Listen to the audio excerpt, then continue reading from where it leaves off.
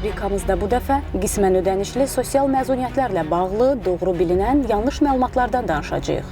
3 yaşadək uşaqların əqli, duyğusal, sosial, mənəvi inkişafı, fiziki sağlamlığı, özgüvəni valideynlərin birbaşa iştirakı ilə formalaşdığından onlara valideyn qayğısı xüsusilə vacibdir. Bu baxımdan 3 yaşınadək uşağa qulluğa görə qismən ödənişli sosial məzuniyyət hüququ cəmiyyət üçün sağlam fərdlərin yetişdirilməsinə şərait yaradır desək, yanılmarıq. Lakin çoxları elə bilir ki, qismən ödənişli sosial məzuniyyət hüququndan yalnız analar istifadə edə bilərlər. Bəs əslində necədir?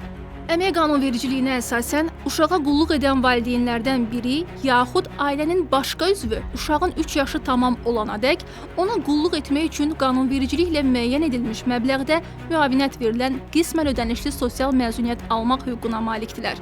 Bunun üçün uşağa qulluq edən işləyən ana və ya ata, nənə və ya baba, uşağın valideynlərinin bacı və ya qardaşı işə götürənə ərizə ilə müraciət edərək qismən ödənişli sosial məzuniyyət hüququndan istifadə edə bilər.